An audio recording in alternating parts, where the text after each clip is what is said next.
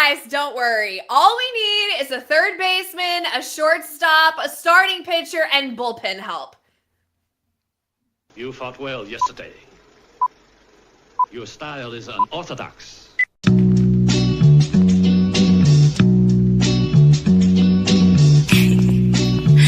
Scorpio.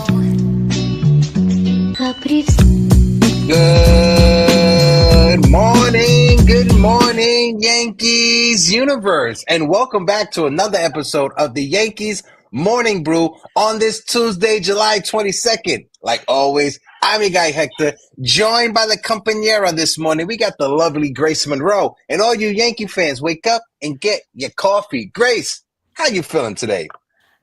Hector, all we need, okay, hear me out. All we need is a new third baseman, a new shortstop, okay? Follow me. Starting pitcher and a bullpen arm, maybe two, okay? And that's all we need. We're almost there. It's like the episode of the Wheel of Fortune, right?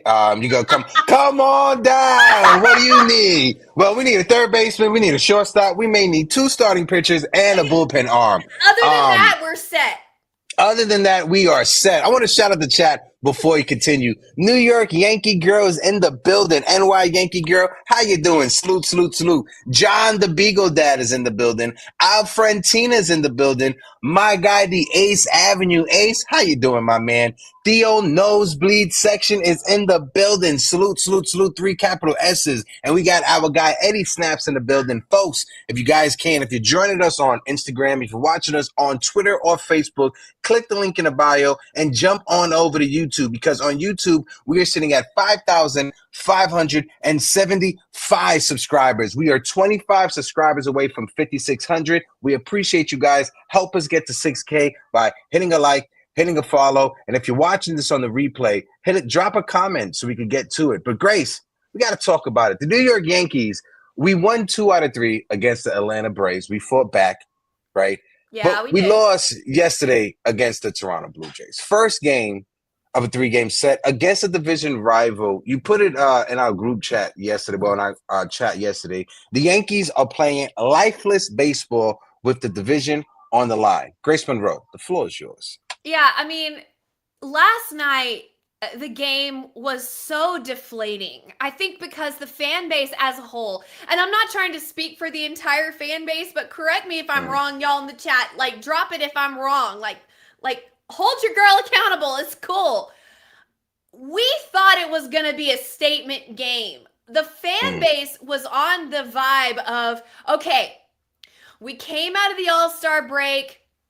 We had to scratch Cam Schlittler for soreness or whatever he was dealing with. We had a bullpen game. That was a little bit of a stumble. But after that, we came back. We salvaged the series versus the Braves. Now we're going into a division rivalry series with a chance to reclaim first place. And we're coming off a series win. We're coming off the All-Star break. Here we go. Right? I mean, that's how the fan base was talking. So we're all getting up for the game. We're all getting excited for this opportunity to start to head down the stretch, to head into the trade deadline with some momentum, to perhaps grab back first place in our division, build on that, and head to the end of the season. And what happened instead was, they made a statement, all right. Oh, yeah, it was a statement. Was made. Yeah, it just was a sloppy ass statement, okay? It was a sloppy statement. That's what the statement was made. Errors on the left side of the infield. I mean, play it again, Sam. I mean, it's the same old song. It's just heartbreaking. I mean, cold bats, except for a solo home run. I mean, it's the same old thing. It was devastating, I think, for the fan base because we were all up so high, expecting them to come out with energy and grit. And instead, what we saw was errors, sloppiness, and lazy playing. Grace, you forgot one thing, though, Grace. Tell me. You forgot one thing. Anthony Volpe is fucking elite, Grace. What are you talking about? All right. Anthony Volpe is elite. Now, I'm taking a step Oh back. I just want to man. bring this up from Katie Sharp against the AL East, right? The AL East versus the AL East standings. The Red Sox against the division is 20-13. The Blue Jays against our division is 17-13. The Orioles are 14-15. The Rays are 15-18. And the Yankees are in dead last at 10-17 against your own division. I don't care who you have on the roster. I don't care who you trade for right before the trade deadline. I don't care. If that's the record you have against your own division, at the end of July, going into August, you're not making the postseason. You're 7 games under 500 against your own division. Yep. And don't forget, up until about a month ago, our division was horrible. Yeah. And let's say also, let's make it known that we have now played 100 games. So to your point, Hector, to your point, does this look like a postseason team? We've played 100 games. We only have 62 games left. The lack of urgency. They've been dropping it in the chat. See Money and what you pulled up and other people too. The lack of urgency with only 62 games left. Okay? I know it's 62 games. That's a little chunk. But you're on the other side of the hill now. You're coming down. Like, you know what I'm saying? I just got to say, when it comes to our division, through May 28th, the New York Yankees were in first place, 35-20. We had an 8-game lead on the Toronto Blue Jays. As of right now, as of yesterday, the Blue Jays made up 11 games from that time span to now, and they have a 4-game lead, I should say, on the New York Yankees, or 3.5-game lead on the New York Yankees. Again, Grace, the urgency, like C Money just put in the chat, you just won 2 out of 3 against the Atlanta Braves, right? Coming back, right? Because you were down and out in that last game. You came back and you was able to grab victory in the jaws of defeat. Now you're going into a series against your division rival. Right. Why is Cody Bellinger not playing in the first game of the series? I'm so glad you brought this up, Hector. It is so frustrating. It's just what I said last week or week before on the pod, where they maintain that every game is the same and no game is more important than another game.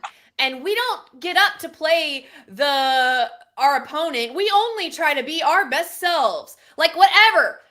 It's not the same. Every game is not the same. Them giving Cody Bellinger a day off last night was absolutely egregious. It was egregious. You're starting a series against your division rival. Outside of Aaron Judge, Cody Bellinger has been your most consistent hitter this entire season. He's hitting over 280 right now, right? He's having a renaissance season, Cody Bellinger. And you're sitting him against your division rival in the first game when you have an off day on Thursday. What do we do? You just came out the All-Star break. It's not like you guys just played 16 games in a row. Now, I'm somebody that I like to be a little bit more down the middle than most Yankee fans. I don't like to lose my noggin, as they say. But when you look at the facts, and the facts is you just came off of the All-Star break. Cody Bellinger was resting. He wasn't involved in any of the All-Star festivities. And for some reason, you decided to sit him when you have an off day on Thursday in a series, I should say, which is a must-win series. Now you have to hope that your team can go out there and win the next 2 games against your division rival, because if not, you're just digging yourself a deeper grave when the Red Sox are creeping right behind you. You got the trade deadline a week away. I'm going to tell you this right now, Grace, and I'm going to be honest with you.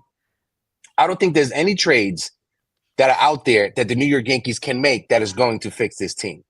Eugenio Suarez at third base does not fix this team. You have more holes than just your third base spot. We have so many holes. We're like a ship going down. We're like a ship going down, and every time you plug a hole, a new hole, starts leaking, and then you're running all over. I mean, the ship is going down.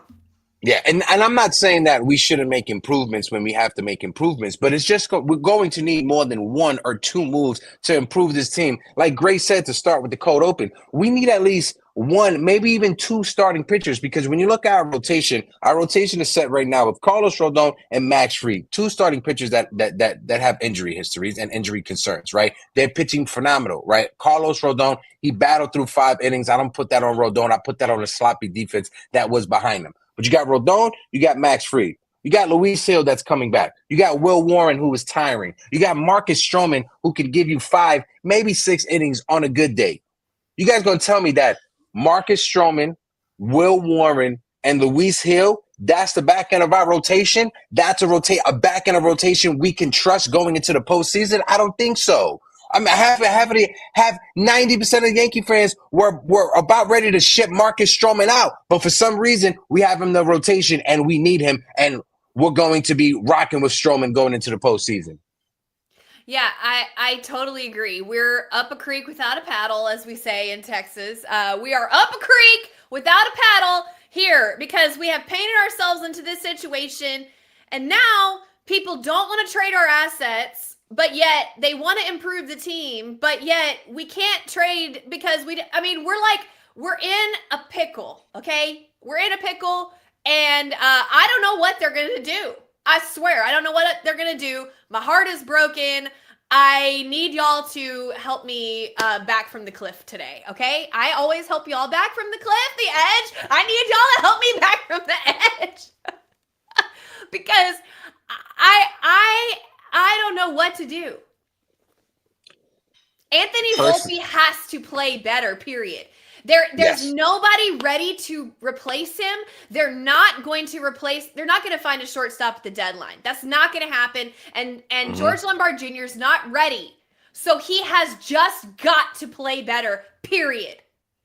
And not necessarily at the plate, but like the defense has got to be. The shortstop is the cornerstone of the defense. The shortstop is supposed to be the best athlete on the field, period. I don't care what level of baseball you're playing at, little league, high school, college, professional. The shortstop is the best athlete on the field. And you are telling me that Anthony Volpe is the shortstop for the New York Yankees with 12 errors, the most of any player in the American League of any position? I want to shout out a few people in the chat. No, you don't need to apologize. Theo Dennis is in the building. Theo Dennis, how you doing? Salute. My man Richie Squires is in the building. Big time Jerry Cadell is in the building. Jerry, how you doing? We got Christopher Vass in the building. Chris says, yeah, but the analytics said to sit him based on his average versus that pitcher. Talking about Cody Bellinger. Exactly. Talking about Cody Bellinger. Gio from WFAN, Greg Giannotti, he said something. And this is a perfect example of how a broken clock is right at least twice a day. But Gio says Anthony Volpe's hype and backstory is only compounding the disappointment he has been so far in his Yankee career. It is great when someone like Anthony Volpe gets a chance to be the next Derek Jeter. But when it doesn't go well, it doesn't go well. And that's exactly what you're seeing right now with Anthony Volpe. This is not the beat up on Anthony Volpe hour. That's not what we're going to do here on Yankees Morning Brew, right? But reality is what reality is. And the facts show that Anthony Volpe, you know what Anthony Volpe is leading the entire American League in, Grace? Do you know what he's leading the entire American League in? I'm talking about all positions. Do you know what he's leading? Errors. And that's not who he is. Let's be clear. That's not who he is. I don't believe that. He's better. He is a better defensive player than this. We have. I would like to believe that he is. I don't know if he's injured. There's some rumors going around that when he got hit on the elbow that was probably a worse injury than they're admitting, or maybe they know that they don't have another option and they're telling Anthony Volpe just gut through it.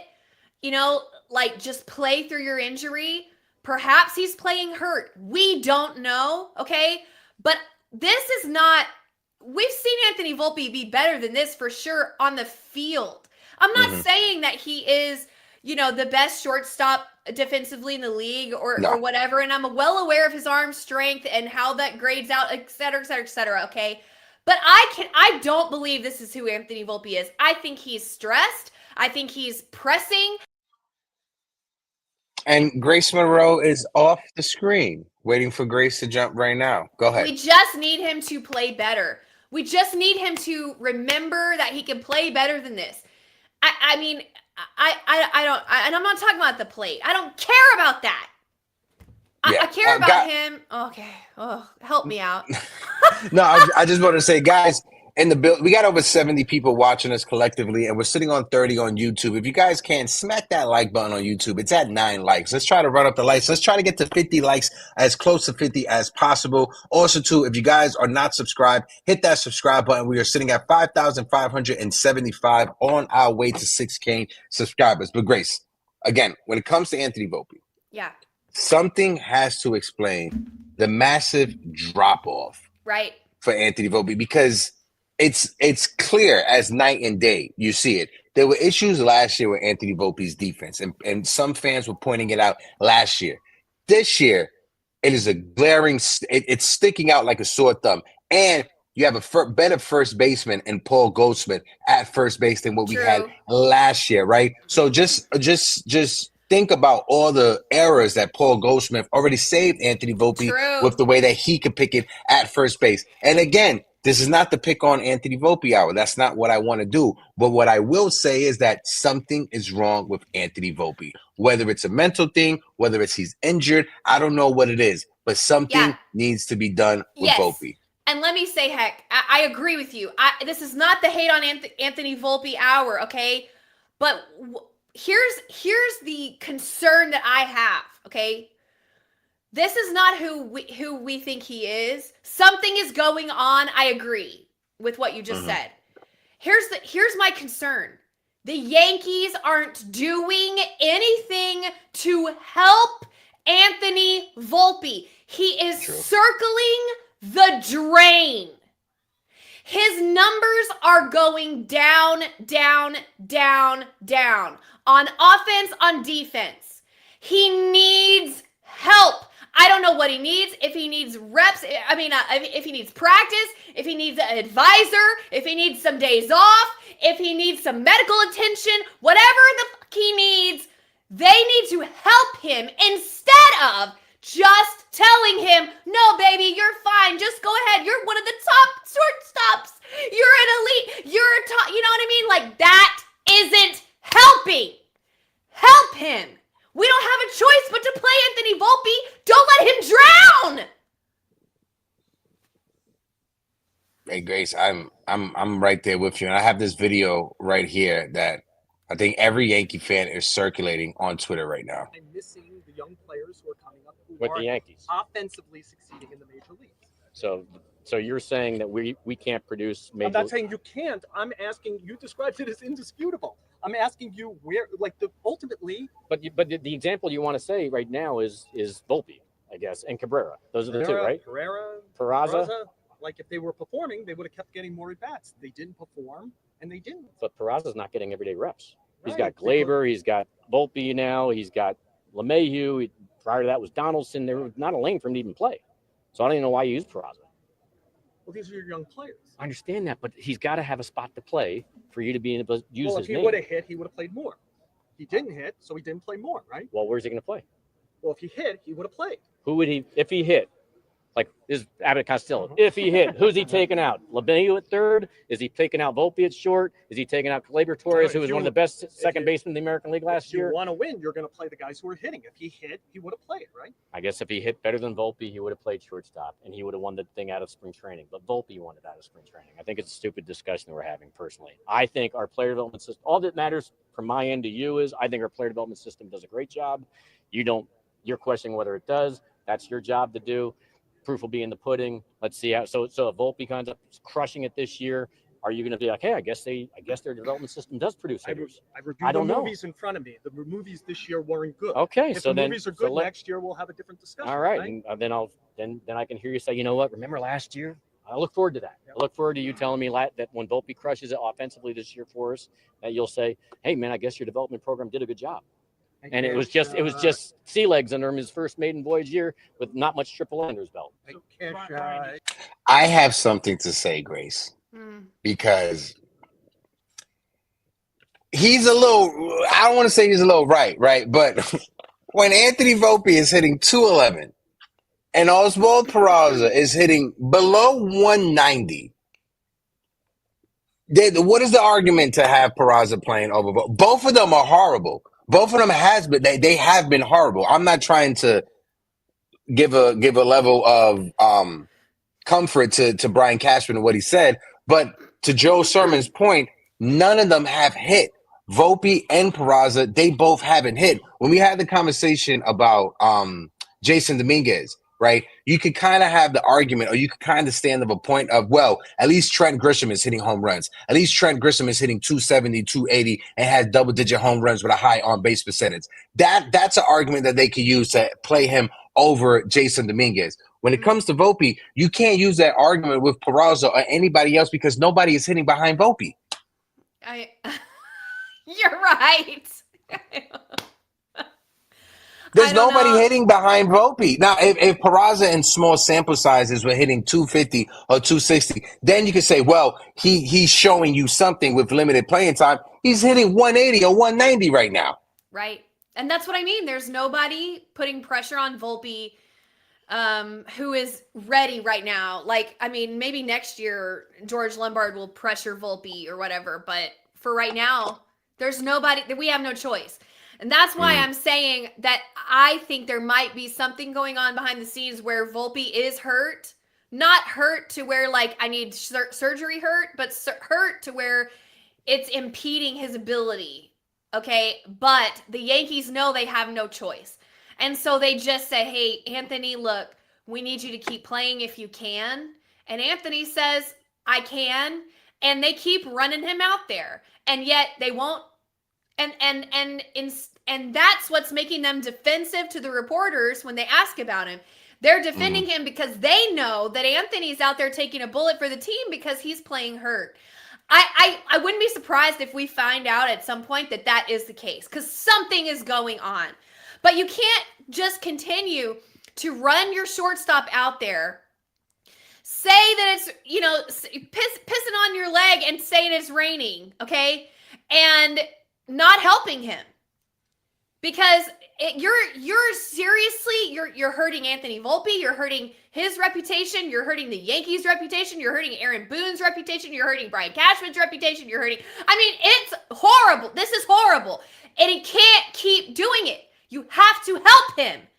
You have to treat him like he's valuable on your team and help him. You're just letting him drown. It's what IKF went through, and I bring this up all the time. When IKF was out there playing shortstop and he needed help, and there was a report that he went to Aaron Boone's office, and he said, I need help. I'm not playing well. I'm struggling. And Aaron Boone turned him away and said, you're doing great. You're fine. We like what you're doing. Just keep doing it. And what happened? IKF continued to circle the drain, and he was fed to the wolves. He got booed off the field eventually by the fans and had a horrible time in the Bronx. And they did nothing to help him when he literally begged and asked. I don't think Anthony Volpe's begging and asking. The kid has confidence, I think, which is great. But he needs help. He needs help. I just want to point something out also. There was a question that was asked to Oswaldo by Randy Miller that I think was totally out of line. And I think Yankee fans online are letting him know as well. I just want to play it for everybody right now, and we'll have the conversation. Oswald, a lot of people have been waiting a while for your career to take off. You see the talent, you see glimpses, and it really hasn't happened yet. There's a lot of reports that the Yankees are going to trade for a third baseman at the deadline. Do you hear that? Is that disappointing? How disappointing is it that you haven't been able to just really take this opportunity and make the most of it so far? How is he supposed to answer that? How is he supposed to answer that? That's a question that you should be asking Anthony Volpe. But you're not going to ask that to Anthony Volpe because you don't want your media access to the Yankees to be revoked. How do you ask that type of question? How do you ask a young man? And I have the transcript here of it right here. He said, Oswald, a lot of people have been waiting a while for your career to take off. You see the talent. You see glimpses, and it really hasn't happened yet. There's a lot of reports that the Yankees are going to trade for a third baseman at the deadline. Do you hear that? Is that disappointing? How disappointing is that you haven't been able to make this opportunity and make the most of it so far? What the fuck is he supposed to say in response to that? That's crazy. Did you see his face? Yeah. Did you see Marwin's? Did you see Marwin's, the translator, Marwin's face? Marwin's thinking to himself, how the fuck am I going to translate this to him? We're in a place right now that I get it. You know, as a reporter, you got a job that you have to do. You have to get a quote. I get it. You need a headline for your article, but that type of question is uncalled for. And that's right. And this is something I mentioned to Alex earlier when I was first pissed off about this. That form of question is the reason why Vladimir Guerrero Jr. does not do any interviews in English. That right there is the reason why Vladimir Guerrero Jr. does not want to sit down with any of the fucking English interviewers because of dumbass questions like that. It was, yeah. It's unprofessional and across the line and heartless. I mean, whatever happened to human decency? You know what I mean? It's one thing to talk about the play on the field. If you wanted to ask him a question about the error, right? If you wanted to ask him a question like how, with the trade deadline coming up, how disappointed are you that you weren't able to execute that throw from third? That's one thing. You're talking about his job. You're talking about the play on the field. When you frame it like, Oswald, all your dreams are coming crashing down. How disappointed are you to watch your entire life go up in flames? Grace. What is wrong with you? Exactly.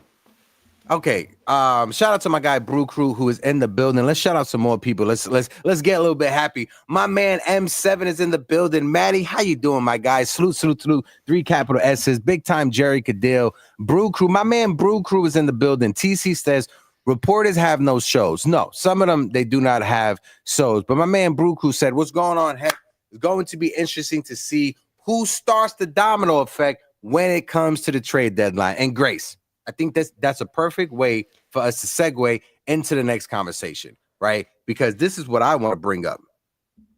Spencer Jones. The boy is hitting over 400 at AAA. What do we do with Spencer Jones? We have some comments on Spencer Jones. Spencer Jones says, I want to play in New York and be a part of this organization. What we doing? What?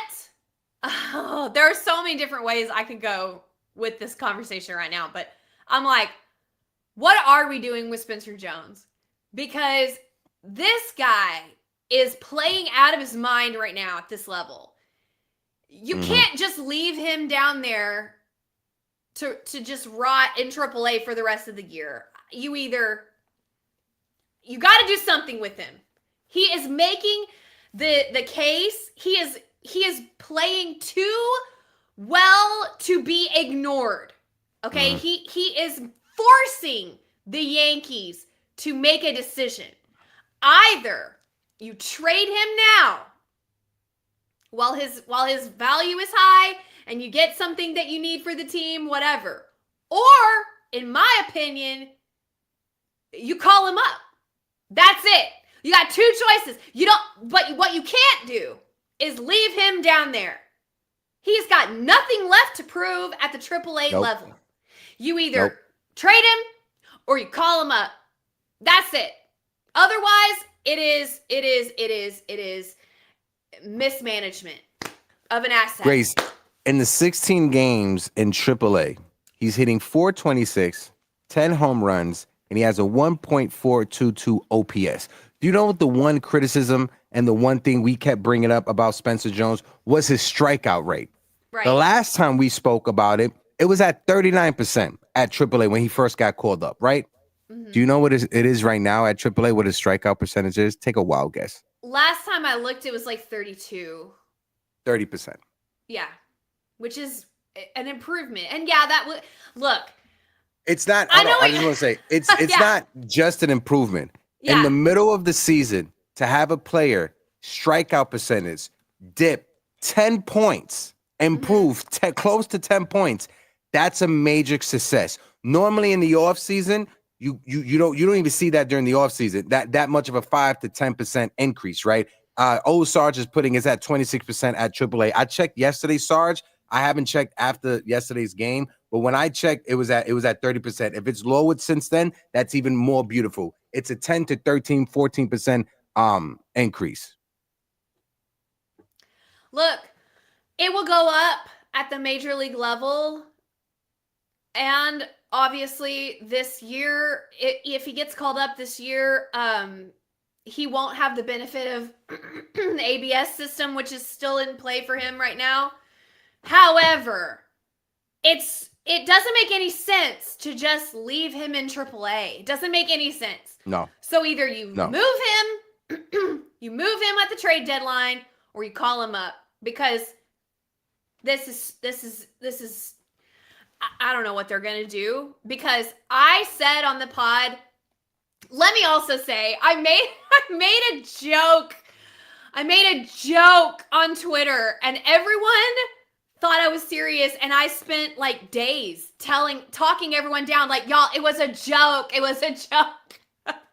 During the All-Star game, when that grounder went up to third base and Eugenio Suarez came forward right behind the pitcher, barehanded the ball, and made the throw to first.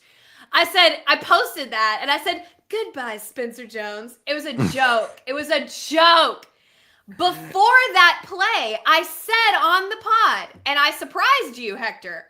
I said I wouldn't trade Spencer Jones for a rental.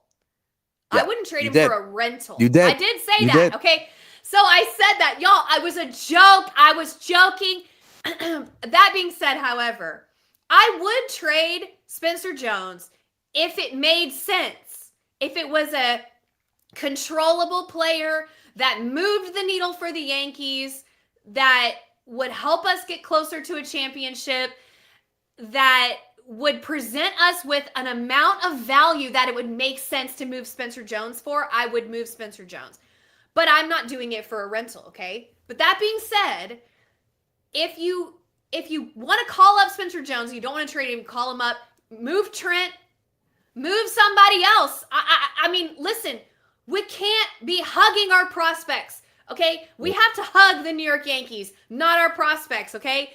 Hug your girlfriend, not your prospects. Exactly. And the implication is that Cody Bellinger may not stay with the Yankees long term, or Kyle Tucker won't even be pursued in the offseason if you have Spencer Jones in that outfield. I mean, there are ramifications that come with it. However, that being said, it does not make sense to leave him in AAA for the rest of this season. At this point, you have to make a decision. Period. I'm right there with you, Grace, and I think 19 comments says, heck, why trade Jones for Suarez when Suarez is a 200 strikeout guy himself at 34 and a rental? I'm not trading Spencer Jones for Eugenio Suarez. Gator in the chat says, stop yelling at me. Listen, Gator, we got passion over here. Shout out to Gator in the building. Listen, I think I've said this multiple times. There's one person that I'm trading Spencer Jones for, and that's Jose Ramirez from the Cleveland Guardians. Outside of Jose Ramirez, I am not trading Spencer Jones. George Lombard Jr., who I had a conversation with at the Futures game, amazing young man, Spencer Jones, and Cam Slittler are all untouchable. And I understand that if you are the Yankees, And if you want to try to improve this team, you have to trade your prospects. I get that. I understand that. To me, Eugenio Suarez, Kelly, I forgot the other pitcher or whatever, the starting pitcher, that Merrill Kelly from Arizona, who's 34, 35. That's not taking us over the hump. That's not putting us in the promised land of being back in the World Series. I'm sorry. Eugenio Suarez and Merrill Kelly, a starting pitcher who has a 3.5 or middle of the pack ERA, and a reliever whose ERA is over 4, that's not getting us to the World Series. Now, Jose Ramirez, Emmanuel Clase, that's getting us back to the World Series. Those are 2 moves that I'll trade Spencer Jones or Cam Slittler for. I'm not trading them for a rental in Eugenio Suarez, who's 34 years old, and Merrill Kelly, who's 35 years old. Yeah, if you'd asked me last week, I would have said I would have traded Spencer Jones for Emmanuel Clase without even blinking an eye. Mm-hmm. And he's playing so well at this point that even me, even I have to blink an eye. If you trade Spencer Jones for Emmanuel Clase, I'd probably do it, but I would blink an eye. Whereas before I wouldn't even blink an eye, right? That's how well Spencer Jones is playing right now. And I would hate to be Brian Cashman, because either way, he is just screwed. Because, I mean, but that's Spencer Jones' job. Spencer Jones' job is to play so well that he cannot be ignored anymore. And that is what he's doing. It's not that, and TC, I just want to address this real quick. Ramirez and Clase are not coming here. You're dreaming. I'm not saying that they were. What I was saying was that's the only that's the only way that I'm including Spencer Jones. Yeah, hypothetically, and a trade. And there's been a lot of rumblings over the past 48 hours when it comes to the Cleveland Guardians trading both Ramirez and Clase, not to the Yankees, but just rumblings that they're entertaining it, even though Ramirez has a no trade clause. When you said it, Spencer Jones, he's not only knocking on the door and telling people, hey guys, I'm still here. Grace, he is literally the best hitter in all of minor league baseball this year. He has a WRC plus of 196. 196. Wow. He has been the best hitter in all of minor league baseball right now. And coming into the season, he was not ranked a top 100 prospect.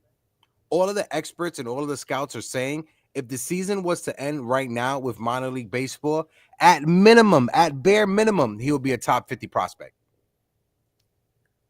There was a couple of seasons ago that Baseball America, when he first got signed or drafted by the Yankees, I think it was 2 seasons ago, Baseball America, that's when you wanted to trade him for Mason Miller, not last year, the year before, right? Right. It was like, yeah, I give or take. But Baseball America coming into the season said that Spencer Jones at the end of the season is going to be the #1 ranked prospect in all of baseball. That didn't happen because of injuries. We know that.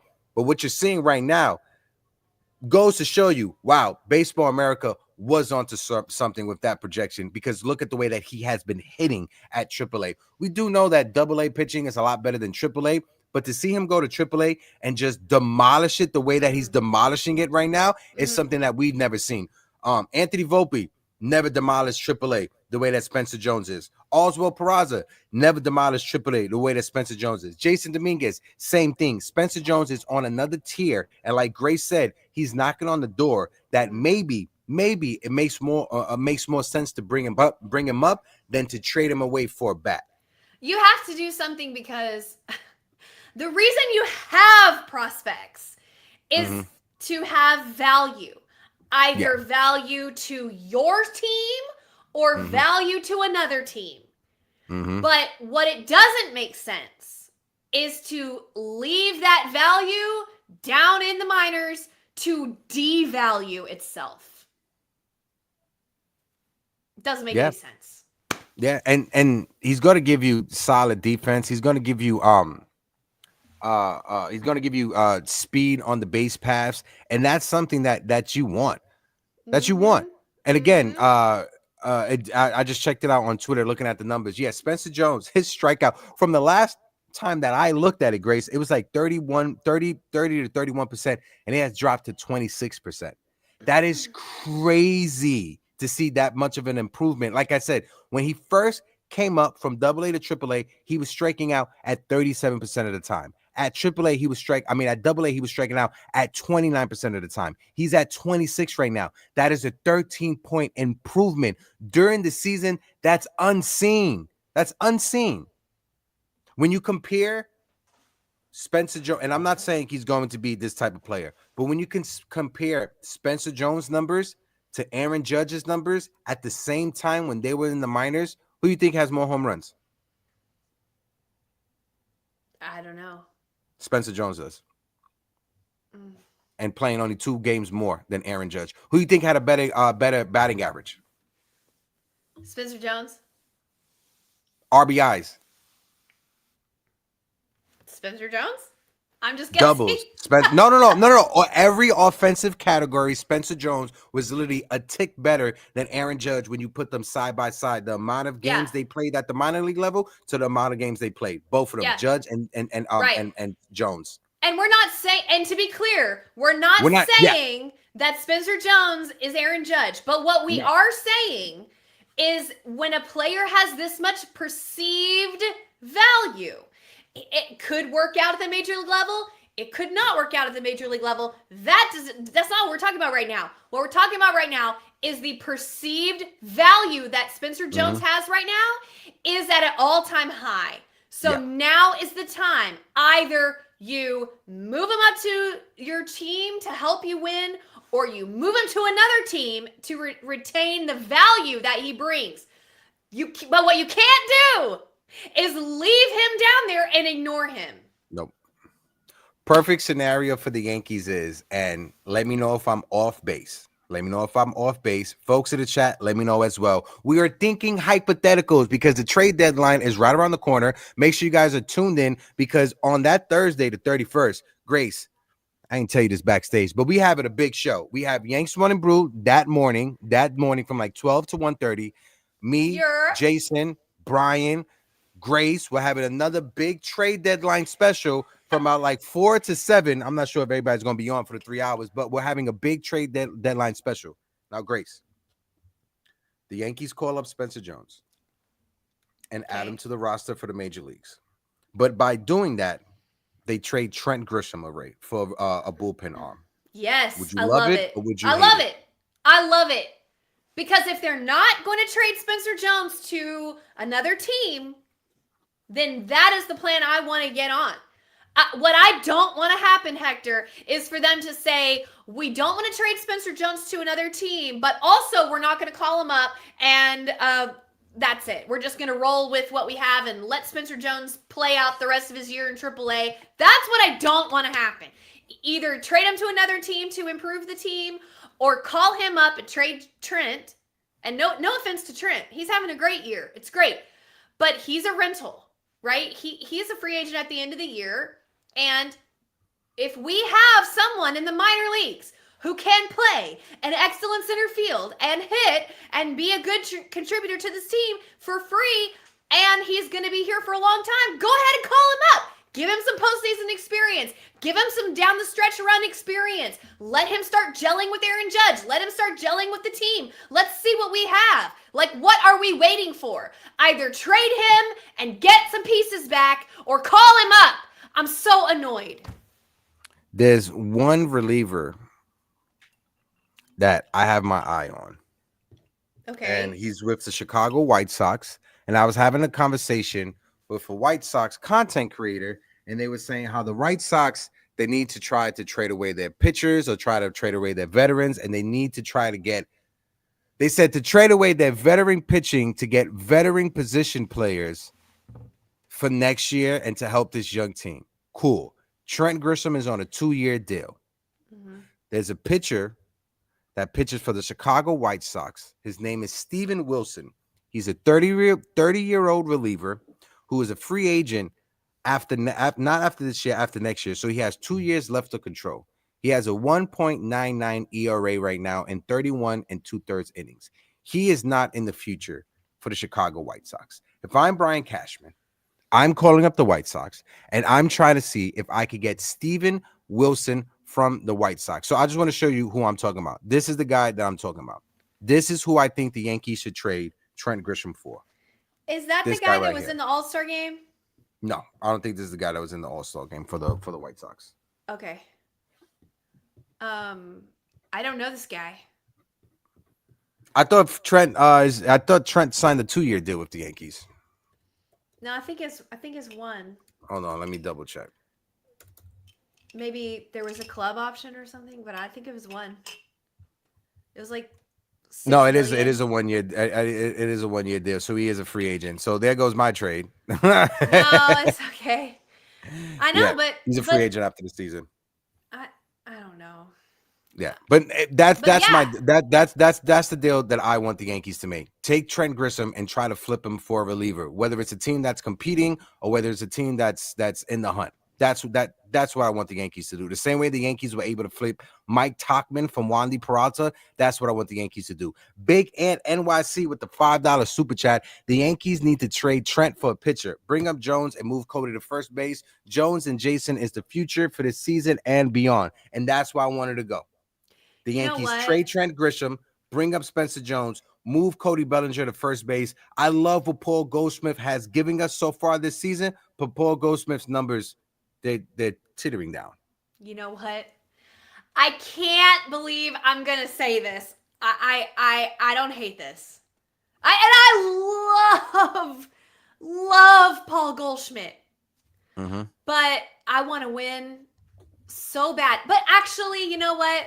Cody is not going to want to play first base if he is going to become a free agent at the end of the year, right?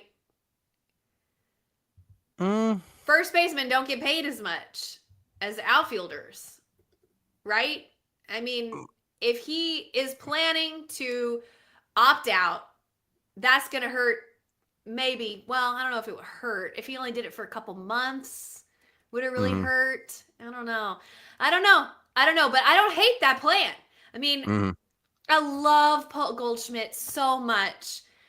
I love him too, but in the month of June, his batting average was below 200. Yeah. I know in the month of July, I just looked it up right you. now. He's hitting 316 in the month of July, so he is hitting a lot better than what he did last month. But what Paul Goldschmidt is reminding me, guys, remember Aaron Judge's rookie season in 2017?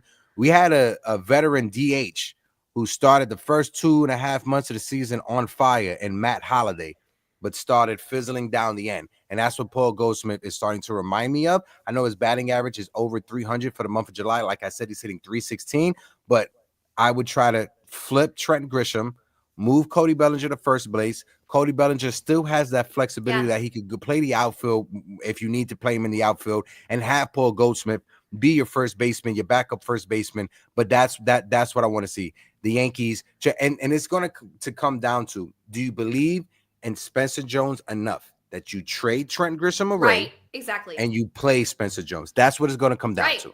I mean, and look, it's not personal, right? It's not personal. We love Paul Goldschmidt, but if Spencer Jones can come up and light the world on fire, bring a spark of youth, bring an excitement, bring a huge power bat, then I'm sorry, we need that in the lineup more than what Paul is giving us on offense right now. No offense. I love Paul, but it's not personal. You know, we have to win. We have to win. We can't, you know what I'm saying? Like, we DFA'd DJ LeMahieu. Okay? We DFA'd DJ LeMahieu, a beloved member of this squad. Yeah.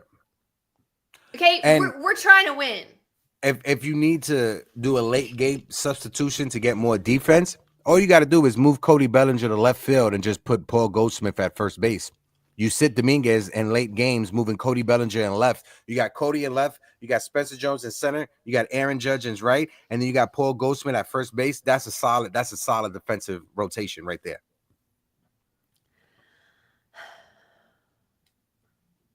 Again, it's all going to come down to Brian Cashman. Yeah. July 31st is around the corner. Folks in the chat, I'm going to drop down. We're going to drop down the open panel link. So if anybody wants to come up, we're going to do the open panel. I know somebody who wants to come up.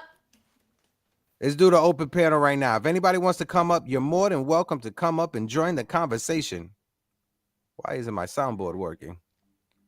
I think my soundboard broke, Grace. Oh no. Not Really? the soundboard.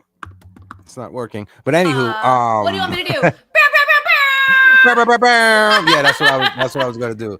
Okay. Shout out to my man Delulu Yankee fan who says there's value and versatility. I think everyone knows what Cody is capable of in the outfield. Okay, good. 100%. And if I had my I'll drop the Taco Bell sign, but for some reason it's not working.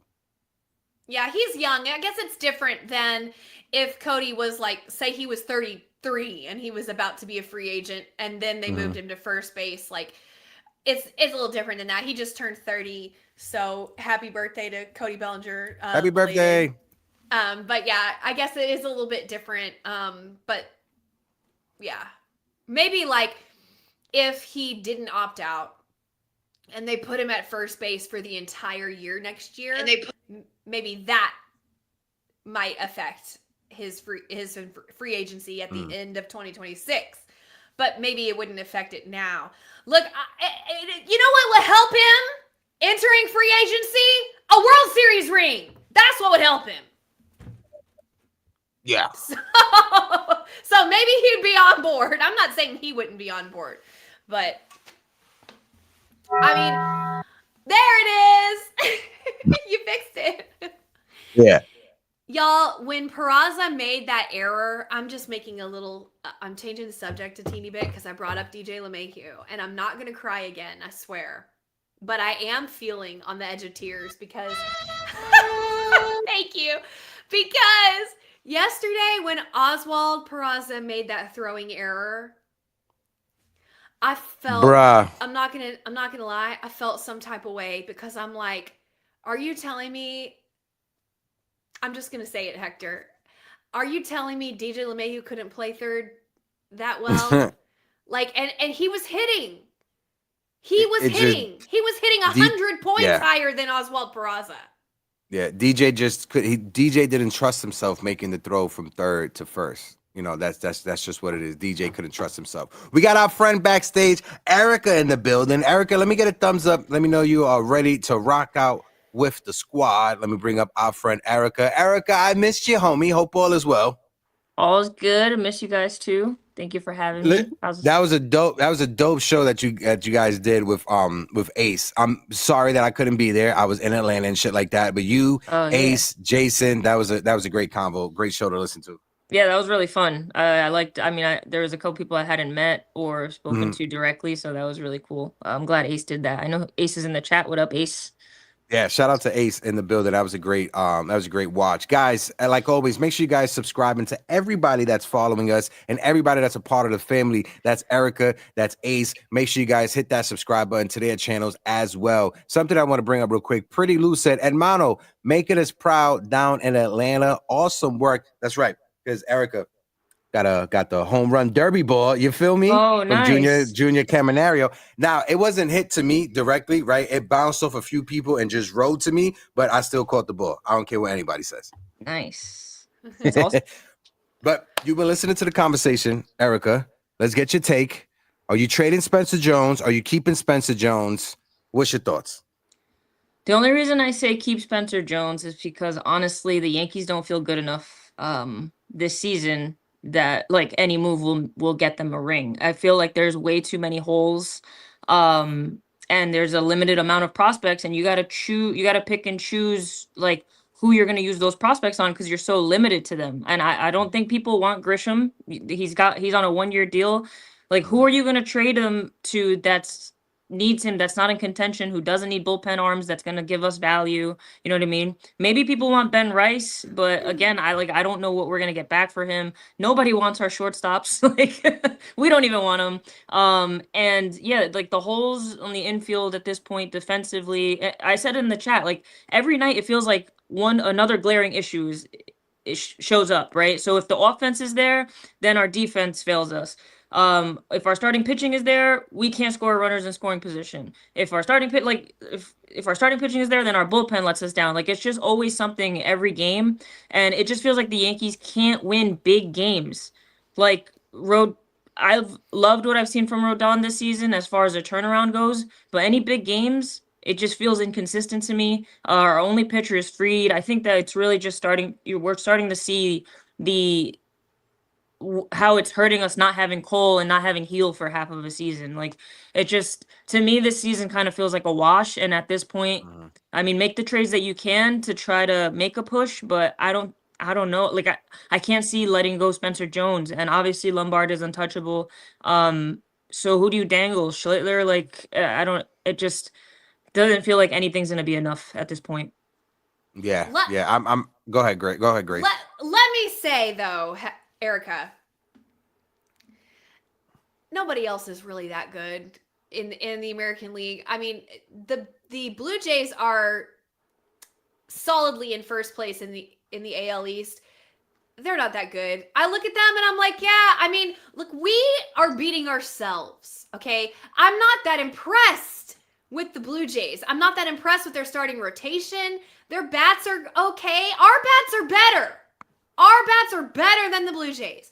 We just got to get out of our own way. We got to start playing together, things like that. So what I'm saying is, I don't think this season is a wash just because I believe the field is all just kind of blah.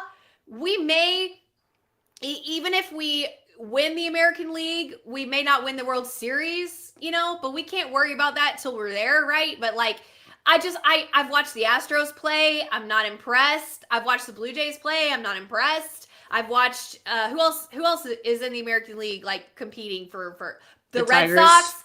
The Tigers, okay. The Tigers are probably the best team. Honestly, the Tigers are probably the best team.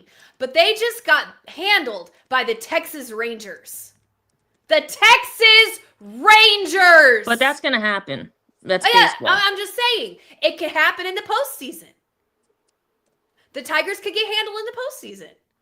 I mean, it could happen. But I'm just saying, I don't think there's anybody that's out there.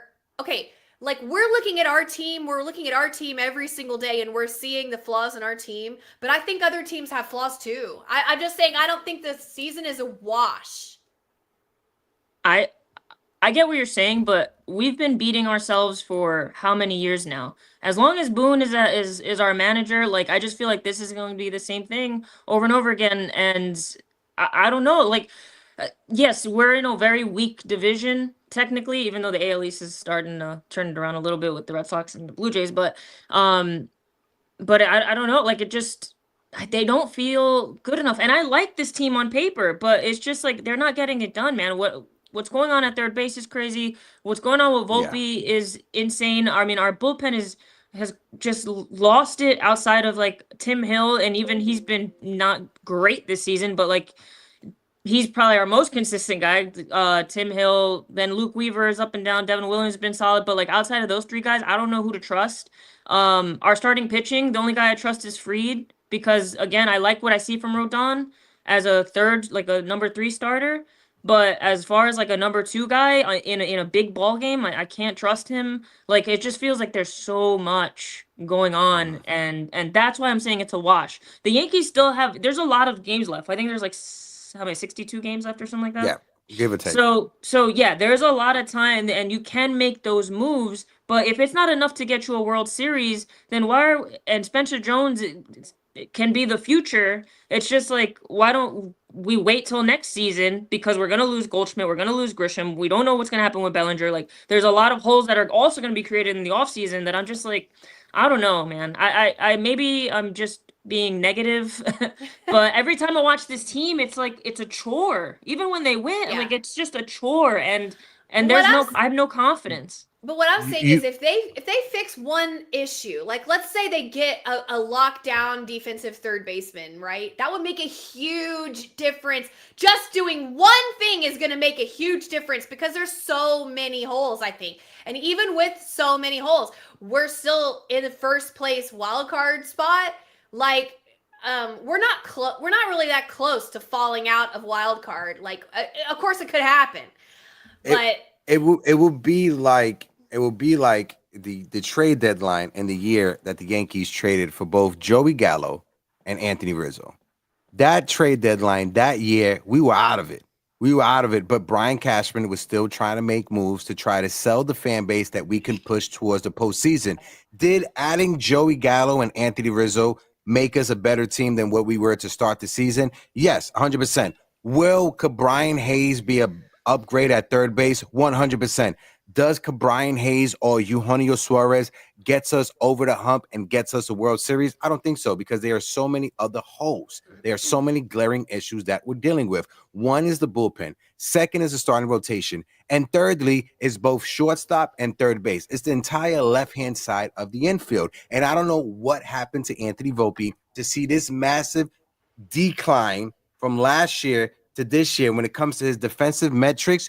You normally see that when somebody is injured. And to Erica's point, he did injure his shoulder earlier in the season. I'm not sure if it was his throwing shoulder or his catching shoulder. I'm just not sure which shoulder it was, but he did injure himself. Not trying to find an excuse, but I'm just trying to find some type of context to add into the conversation. Yeah, I think that, I mean, honestly, I think the big move that needs to be made is arms, really. Me Like, too. because we're getting, like, the righty power bat that we were missing, we're getting from Giancarlo right now. Big time. Yeah, big time. You know what I mean? So it's like, Oh, yeah. yeah, sure. Suarez makes a difference, because you're lengthening the lineup, but I don't think it's fixing our arms issues, which is what you need in the playoffs. Yeah, shout out to Ra in the building. Go ahead, Grace. Stanton in his last 13 games is a .342 batting average with 13 ribbies. He's 11 for his last 25 with 4 home runs. Oh, and you forgot the most important stat. What? Looking fine as hell doing it. I was about to say that too. I was about to say that too, Erica. I knew you were going to say that. Erica and I were always texting each other like, we are happily married, but Giancarlo Stanton could get it.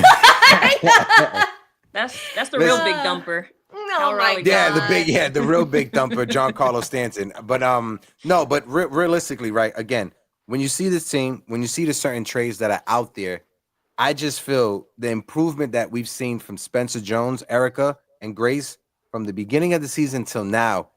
I don't think that's just a blip on the radar. I think the improvements that you're seeing from Spencer Jones are legit. And we got old Sarge backstage. Sarge, I'm going to bring you up right now to join us in the conversation. So, Grace, I'll toss it over to you and then kick it over to Erica while I bring up Sarge. Go ahead. What I don't want to happen is to watch yet another trade asset get devalued. So it's time to shit or get off the pot. That's what we say. Okay, it is. This is the time. This is the time. Let us see your real war face, Grace. Yeah, so put your money where your mouth is. Put up or shut up. I'll keep going. I can keep going on these sayings. No, really. But it is time. Old Sarge, I know you agree. Old Sarge, I hope all is well, old Sarge. Oh, we're hanging in. I didn't realize until I clocked in this just how old Sarge looked. But anyway. What are you talking about?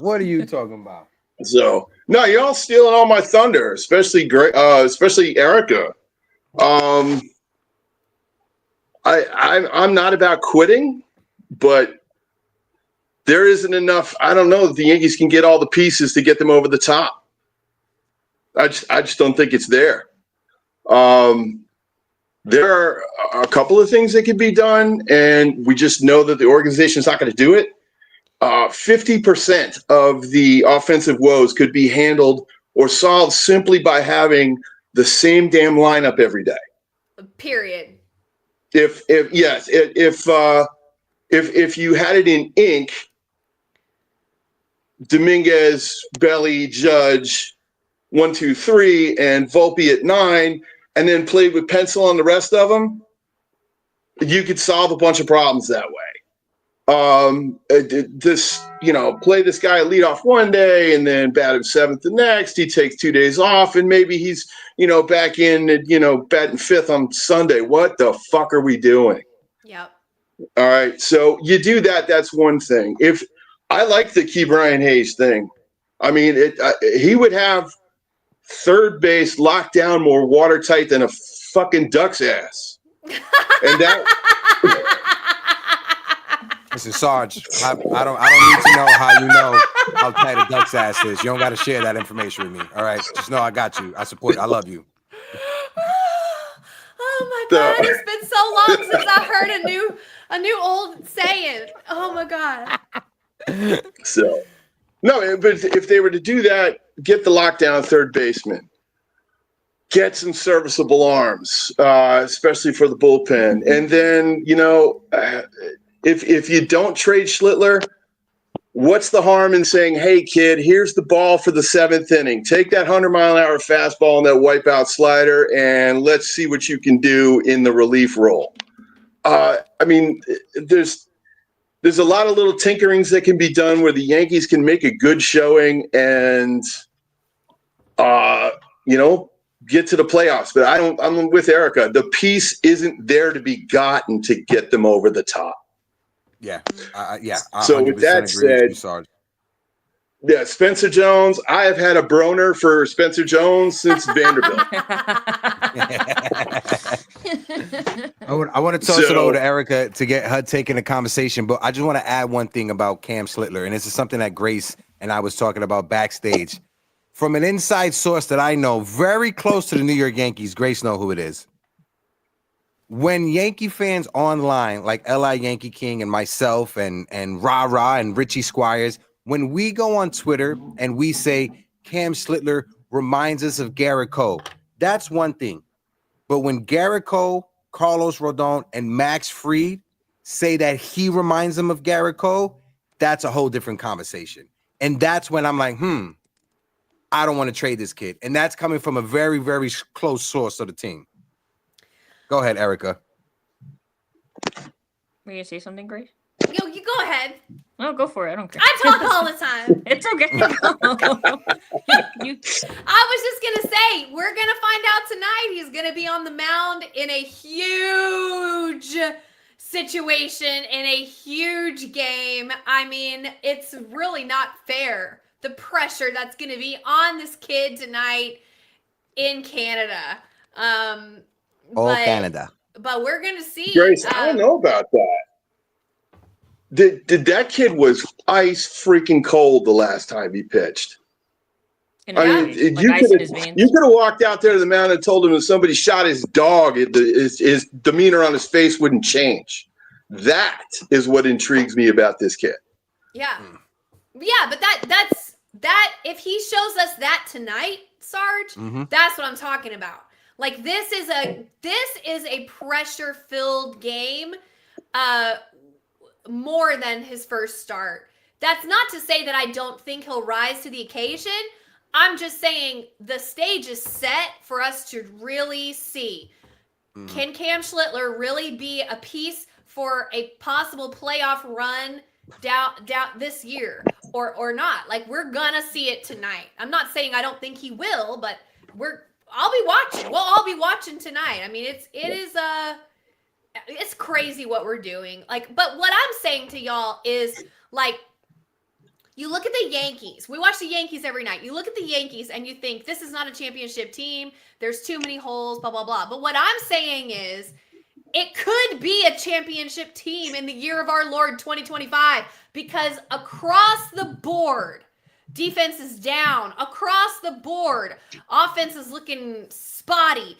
And there isn't really a team that really, incites fear in my heart. Like, the Tigers are the closest, but am I sitting here saying I'm afraid of the Detroit Tigers? Like, no, I'm not. Like, are they maybe the best team in the AL? Okay, sure, but am I scared? No. Like, so I'm just saying, the team doesn't look like the 09 team or the 2000 team or the 98 team. Like, okay, yeah, I get it.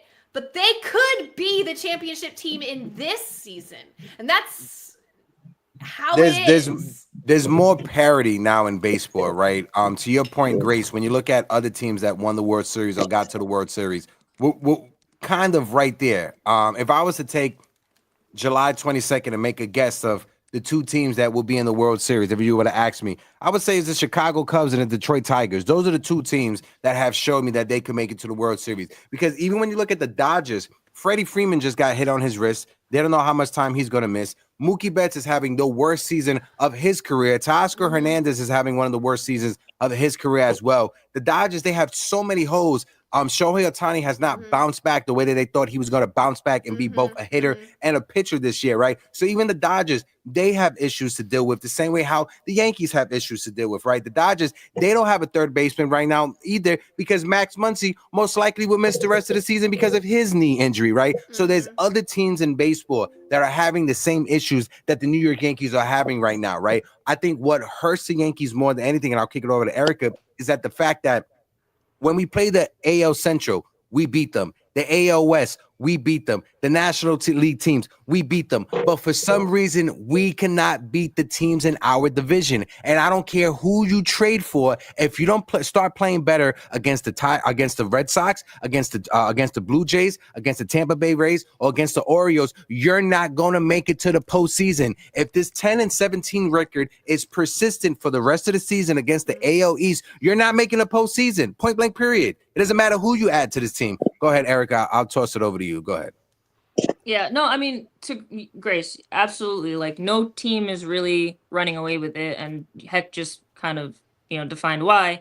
The Yankees can do serviceable moves. To Sarge's point, like, you can go out there and get Brian Hayes, right? You can go get IKF. Like, that's a serviceable move. But my thing is that you have one big prospect, and right now his name is Spencer Jones, and you got to decide where you're going to utilize. If you are going to move him, where are you going to utilize him? Is it going to be to fix third base? Is it going to be to fix the starting rotation? Is it going to be to fix the bullpen? It's not going to fix all at once. So, like, if they can do to Sarge's point, if they can make a serviceable move, and Brian Hayes offensively is not great, but it's obviously better than 154 and and whatever Volpe's putting up, wherever you're going to have him play. But you can do that because our outfield is solid, man. The offense production that we're getting from our outfield is really good. Catcher, I mean, not a lot of teams get offensive production from their catcher, and Wells shows glimpses, and then he goes cold and gets hot, but whatever. I'm not too concerned about that. Paul Goldschmidt at first defensively, I love because he's helping what's going on the left side of our defense. But I like the idea of moving Cody Bellinger to first if you're gonna bring up Spencer Jones. I think that makes a lot of sense. Only problem is I get nervous, but you already said, Hector, that you would just do a defensive replacement late in the game, and that also makes sense. So you answered that question for me because I was really like, our defense is gonna be really bad out there. Well, not really bad, but I don't know what Spencer Jones is in the same center field. Like I don't watch him every day. He's the best outfielder that the Yankees have in the entire system. Yeah, and I've heard that. I've heard that from many scouts also. If the ball is in his zip code, he's catching it.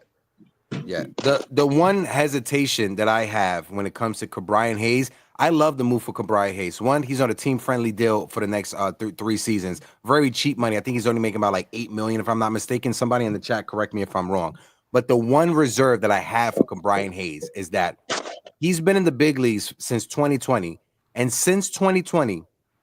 The most games he's ever played in a season has been 136, and he's only played over 100 games twice in a season. That was in 2022, and that's 2023. We are already 100 games into the season in 2025, and he has only played 24 games. That's the only issue I have with Brian Hayes. Well, but also on the flip side, it will kind of make it easier to trade for Brian Hayes because you don't have to give up that much for Brian Hayes. But to Erica's point, your top prospects is not a secret. It's Lombard, it's Jones, and it's Cam. Those are your top 3 prospects. Does it make sense to try to hold on to your top 3 prospects, trade away Ben Hess, Erison Pereira, 5, 6, 7, 8 of your prospects from your system for Brian Hayes and a David Bednar? To me, that's where I'm that doesn't make sense. I think that doesn't get you to the World Series.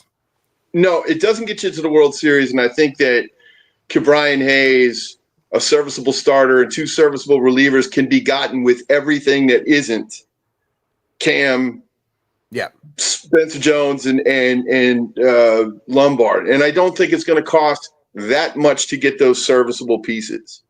And I got to get going here shortly, but just a couple more words Go on ahead, the Sarge. Spencer Jones thing. Yeah, he is that good on defense. So bringing him up to do that, there's no loss there. And I'm of a mind that Trent Grisham shouldn't be blocking anybody. I don't care what his stats are. He shouldn't be blocking anybody. He was, and always will be a fourth outfielder. And if he's hitting great. And if you can trade him and get something, then great. But if you can't trade him, then you sit his ass on the bench and say, hey, do what you've been doing from the bench because big man from AAA is coming up. That's how that should go. And if Spencer Jones can Shane Spencer you straight down the stretch, then great. And if he's overmatched and has to go back down, then you still have Grisham on the team, whatever it is. So there's a lot of stuff that could be done. Anyway, Heck looking skinny. Erica, lovely as always. Grace, lovely as always. Y'all have a good one. And go Yanks. Appreciate you, Sarge. That was our good friend, Mr. Old Sarge, who was in the building. David Cohen with the $4.99 super chat, helping us keep the lights on, says, I'll go either McMahon or Hayes at third base. They are both tops in defense. McMahon better on offense than Hayes, but I'll take either one.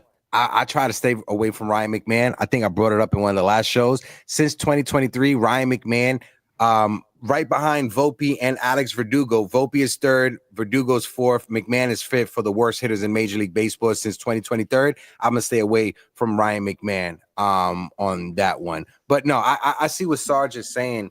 It's just I'm just glad I'm not Brian Cashman right now. I think that's the one thing I could say. He's the one who got us into this mess in the first place, though. So he's the one who's going to have to get us out of it. Yeah. And Spencer Jones for a rental, man, that just doesn't make sense. No, it doesn't. It doesn't make sense. And Cashman knows that, and he's not dumb. Like, Cashman makes smart moves. Something like he'll how he got Cody Bellinger still for I forget who it was. Poteet, yeah. Poteet, and he got DFA literally a few days afterwards. And again, that's another trade that Cashman makes, but he gets no credit for. Yeah. So that's where I'm looking at. I know that they're going to be asking high. There's going to be a lot of teams asking for Suarez. But if you could get Suarez, Kelly, just to strengthen the rotation a little bit, and maybe a bullpen arm out of it, sure, we'll see what we can package together, but it can't be Spencer Jones for a rental. If it was Spencer Jones, like you said, for Jose Ramirez, or Spencer Jones for somehow to get Paul Skeens, like, yeah, sure, whatever, but it's just, that's not, like, ASAP. It's not, if Suarez was Machado, I'd be like, yeah.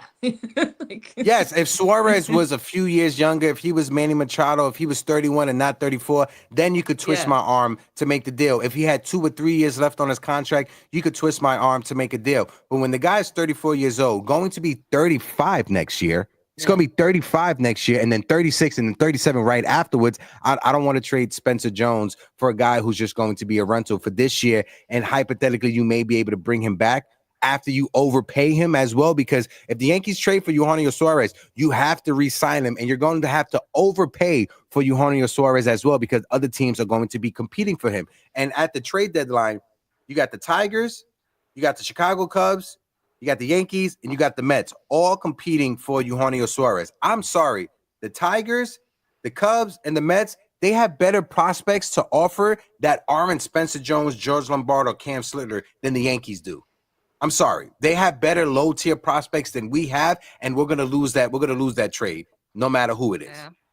That's what I'm saying, man. The Yankees are in a pickle. It just feels like nothing's going to be enough. But if you could do serviceable moves and see if this team wakes up and if management wakes up, yeah, sure. Like, you take that gamble. But it doesn't feel like moving Spencer Jones is going to get us enough to a World Series, and that's the ultimate goal. And I know that the Yankees front office doesn't want to hear that anymore, but that's the goal, man. We've been clamoring for one for 15 years, dude. Like, let me just say, we were here all last year doing these shows, okay? We watched all the games. The three of us up here, we watched all the games last year.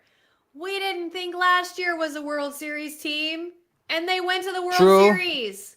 Like, True. you know what I'm saying? But exposed, and the thing is that we would go into the Yes, world. we Yeah, sure, got you can get humiliated. through. You're right. We You got can get through humiliated. the AL, but once you hit the NL team and you get exposed again for the same reasons that you got exposed the year before, because that's what we are dealing with right now. But the let me same ask you reasons this, we lost last year. I said Hector, I'm sorry. Let me ask you this, Erica. If Gleyber Torres made that fucking play in game 1, if they didn't put in Nestor Cortez in game 1 and we'd won that game, okay? It would've been a whole different Managerial. series. It's the same manager. I know, but what I'm saying is we still could have won the World Series last year. You can never convince me. We beat ourselves. We made some bad decisions when we lost game 1. It set a tone for the entire series that went downhill. But we still were in the World Series and with a chance to win. It could happen again this year. I'm just saying, I know the team looks bad. I know where we are, okay? But we were saying the same thing last year and we went to the World Series. I'm just saying all is not lost. It is not a wash. It is not time to break down the entire team and sell it all off and blah, blah, blah, blah. I'm saying No. that. Right. Okay, that's fair. I'm not putting words in your mouth with respect. I didn't mean to put words in your mouth. But I'm just saying we can still do it. We just have to make the moves and play the way we can play. Anthony Volpe, I'm looking at you. Be the player we know you are. God damn it, what are you doing? Okay, that's what we gotta do. He was never the player that we knew he was. Like, he's never been that. Oh, you think that him...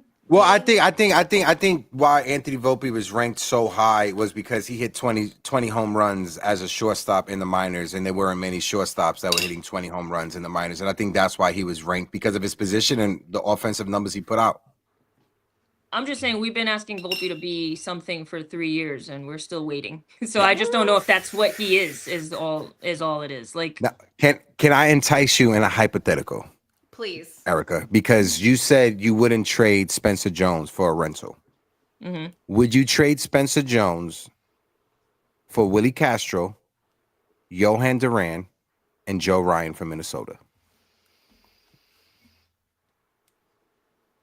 You got a starter. How much control? Yeah, You got a starter with 2 years, 2 to 3 years, 2.5 years of control. You get a reliever with 3 years of control, and you get an infielder who could play shortstop, third base, second, and the corner outfield spots with 2 years of control. And he's Puerto Rican. Yes. Well, in that case, well, in that case,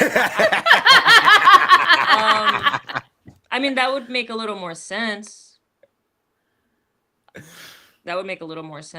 I don't know. I think Spencer Jones playing the way he's been playing the last week and a half has really thrown a wrench in everything.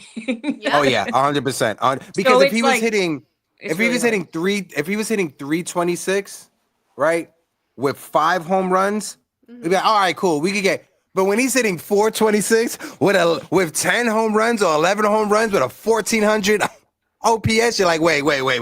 We need to see this at the major league level, because the last thing that Brian Cashman needs is for him to finally trade one of the prospects that people are saying he's always hugging, and then that prospect becomes a superstar on another team when he didn't trade Peraza, Volpe, or any of the other prospects, and they didn't live up to the potential that they're supposed to have. Yep, that's the nightmare. Absolutely. No, it's a damned if you do, damned if you don't situation. I just think that trade would make a little bit more sense, unless because I mean, I know everyone wants Eugenio Suarez, like I get it, if he can get packaged in with like a starter and a reliever, but I don't know. But that's the thing. Merrill Kelly is a guy that's going to be a free agent after this year. He has a there's no control. There's no control, and same thing with that reliever. That reliever, he's a free agent after this year, and his ERA is over 4. So that's not a move to me that I'm trading Spencer Jones for. I'm sorry. Yeah.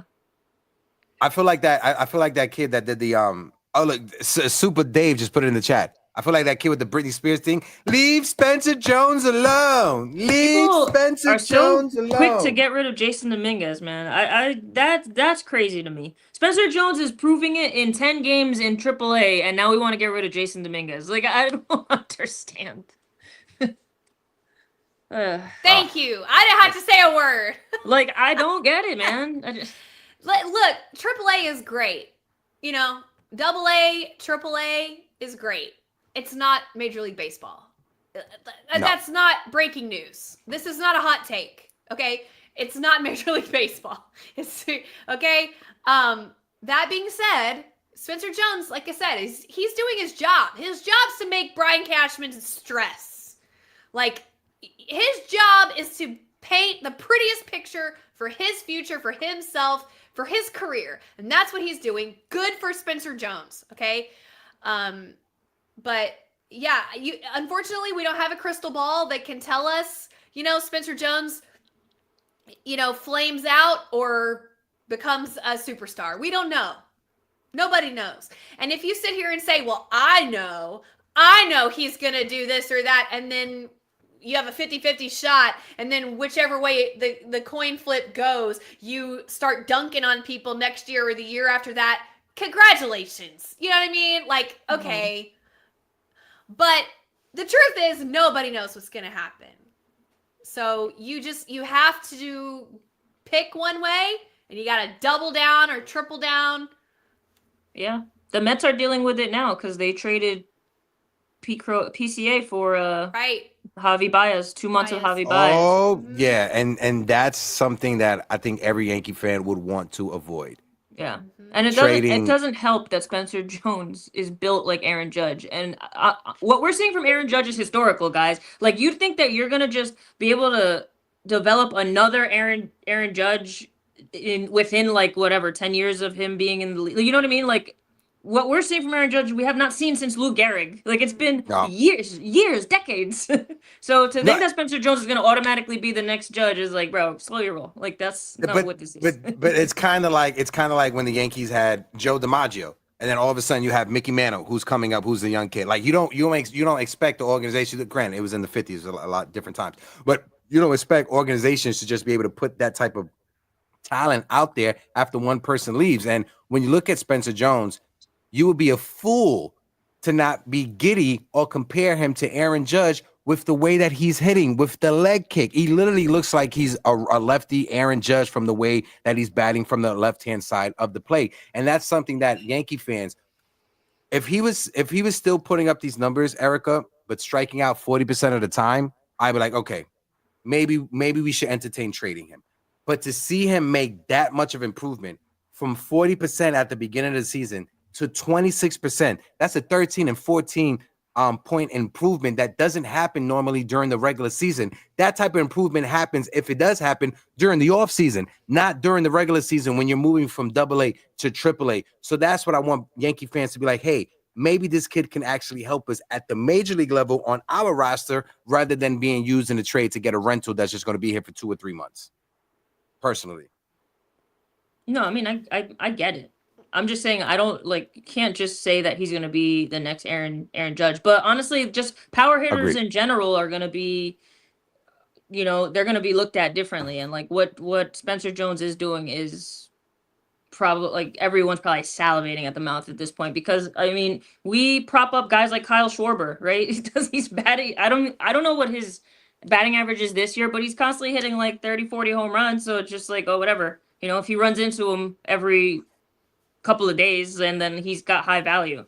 So like, if Spencer Jones can just be that, we love Giancarlo Stanton, so, and it's because of his power. He doesn't really give us much else other than what to look at. But it's just, I get it. I get why everyone's just like giddy over Spencer Jones. I'm not downplaying that. I'm just saying like the probability of him turning into Judge 2.0 is, it's not that high. And I feel like that's what everyone's riding, like immediately after 10 games. They're like, no, we can't trade him, like this and that. And I get it for rental purposes. Like, you got to be smart about it. But it's just like the chances of him being Judge 2.0 is like, I don't know. Like you said, we don't have a crystal ball. So it's a hard, I'm in like between a rock and a hard place, right? That's the saying. Yep. Yeah, that's how I feel right now. Like watching this team is, because you see the potential, but you watch this team, it's like a chore. It's like you get disappointed every game because you're like, you should be playing better. This team on paper is so much better than what we see. Then like the managerial decisions. Sometimes you're just like, what are you doing? And the front office decisions, like sometimes I feel like we're smarter. And then they have games, they have stretches where they score freaking, 6+ runs, and you're just like, who is this team? This is so much fun. Like, this is what they could do. Just, I don't know. And then, like, you think there's these moves that can put them over the top, and I just feel like Aaron Boone is the common denominator, man. I feel like I'm not the only one that thinks that. I don't. I think there's a lot of people that agree. Like, it's just something's not right. Something's missing. I saw Aaron Boone yelling at Trent last night. Did y'all see that in the dugout? Yeah, they had like a back and forth. I'm like, what is he yelling at? Like, he yells at the most random times, it seems like, and then doesn't yell when we all want him to yell. Like, it's so. Well, Trent was giving it. Trent was giving it back to him. He I don't was. know. I don't know I think what that's was a sign going he's gonna be on. traded. Was that before he hit the double or after? Because I think it was the only before. it was before. Oh, Mhm. okay. Well, then I don't know what he was yelling at him about. My only thought was that he was yelling at him for taking the extra base in front of Judge, and then they intentionally walked Judge right after that. So maybe he was saying, like, bro, don't do that. Like, you got to put pressure on him. So you took the bat out of Aaron Judge's hand. But if he wasn't saying that, I don't know what he was yelling at him for. Yeah. Folks in the chat, it's about 1:30. We're gonna get ready to wrap things up. We got 117 in the building. We got 50 people on YouTube. We're at 36 likes. If you guys can, let's try to take the last few minutes to hit that like button. Let's try to get to 50 likes, or close to 50 likes as best as we can. Let's shout out the chat as we get out of here. My man Marky Teammaker says you could bring up Lou Gehrig. If they can't catch the ball and make mistakes on the base path, they will win nothing. Absolutely. Shout out to Slack Wolf Vampiro in the building. I love this. I love this profile name, and I love the pick. Aaron Boone is a horrible manager, and the Yankees ain't going to win with him. I think Erica can agree with you on that. John the Beagle Dad, I appreciate you for being in the building. Nathaniel Crenshaw, salute. NY Yankee Girl, FL Diver, David Cohen, JR1V77. Appreciate all of you guys. Super Dave 24, shout out to you. Stephen B, shout out to you. Grace, last words before we get out of here. Last words. Last words tonight. Tonight it's going to be Cam Schlittler, the young, flame-throwing, 100-mile-an-hour pitcher of the future versus Max Scherzer, the 40-year-old Hall of Famer who is just trying to live out the last year of his contract or whatever. Don't sleep on Max, though. He can still get through a lineup, okay? Like, I know he's on the twilight of his career, but he could still figure out a way to navigate through a lineup, okay? So, but we still have to handle business. I'm wishing all the luck in the world to Cam. Obviously, we need him big time. And the Bats got to wake up tonight because we're still in this. If we win the next 2 games of this series, we're still in the division race. And then we have an easier schedule. Hector, I sent you that thing about the schedule. Yes. Our schedule coming up. It's Buster only I can never say his name. Buster only tweet that said that the Yankees 4 games behind the Jays right now. However, we have 2 games left with the Blue Jays, so we could gain a lot of ground on them there. But then going forward, per Fangraphs, they have the easiest remaining schedule for any American League team. 3 games thanks, Heck. 3 games at Minnesota, 4 games at Baltimore, 3 games versus the White Sox, and 3 games versus Baltimore. So all is not lost. But it starts tonight. It starts tonight, and let's get it. I was gonna say, guys, make sure you guys following on TikTok because I will be streaming the game on TikTok. So just come and join the conversation live on TikTok, Uptown Sports TV. Make sure you guys join the conversation. Also, too, if you guys don't know, if you guys want to join me live on the field, follow me on TikTok because I go live from the field on TikTok. I can't do it on YouTube because there's music that's playing in the background at the stadium. I'll get hit with copyright on YouTube, but I do go live on TikTok every time I'm at the stadium. This Wednesday, I'm going to be at Citi Field working the stadium. This Friday, I'll be at Yankee Stadium working that game as well. And next week, Wednesday, I'm going to be at the Yankee game because there's a giveaway that Grace texts me that she wants me to get her. So I already told my editor, Grace, that he already put me down for that game. So I'm there at that game getting you that hat. Oh my God, Okay? I will literally cry. You guys, it's a cowboy hat that has a New York Yankees symbol on it. And there's never been anything in my life that I needed so bad than a cowboy hat with a New York Yankees symbol on it. Y'all, please tell Hector he has to get that for me. Oh, I am. I already put my editor already knows God, it. Already put it on the cry. schedule. I will cry tears of joy. Yes, but guys, make sure, like I said, follow me on all social media platforms, Uptown Sports TV. My Twitter is in the description of the video. Grace's Twitter is in the description of the video as well. Follow Erica on her social media platforms on Instagram. Subscribe to her on the YouTubes. Erica, last words of encouragement before we get out of here, friend. Everybody, go put on the Rocky IV soundtrack and get some motivation and get some hype about these next 2 games, because we've lost 5 straight to these damn Blue Jays that we have been clowning about how they were, what was the movie next, this was the trailer, next year's the movie, and now they're sitting pretty 4 games in front of the Yankees. You gotta, Schlittler, just be a stopper tonight, because you just switched up your entire rotation coming out of the All-Star game just for this series. And you already lost the first one, right? And you continue to embarrass yourself on the field in Toronto. It's like they have the yips in Canada. I don't understand, because like Grace has said, the Yankees have continued to beat themselves. So yes, I need to go hype myself up. So what I'm going to do is I'm going to listen to the Rocky IV soundtrack. And it's like a David versus Goliath, which is crazy to think that the roles have reversed with Toronto and the Yankees, but that's just how it feels. Like they have our number for whatever reason. This AL East just continues to haunt us. But yeah, let's just, if they can win the next 2, I'll be much, much happier, as everybody else would be. So we'll see what happens. Is Fried pitching tomorrow? Max Fried is pitching tomorrow, yeah. Okay, yeah. So if you win this one, then I will be so much more confident tomorrow.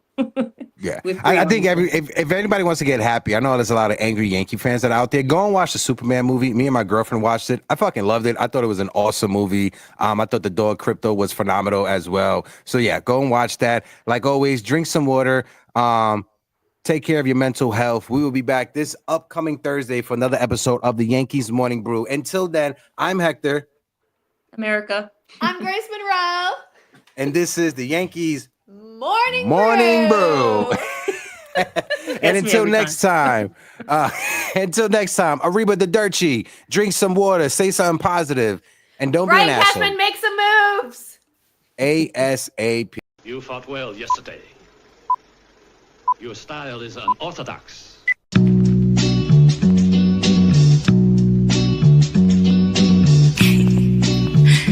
Scorpio.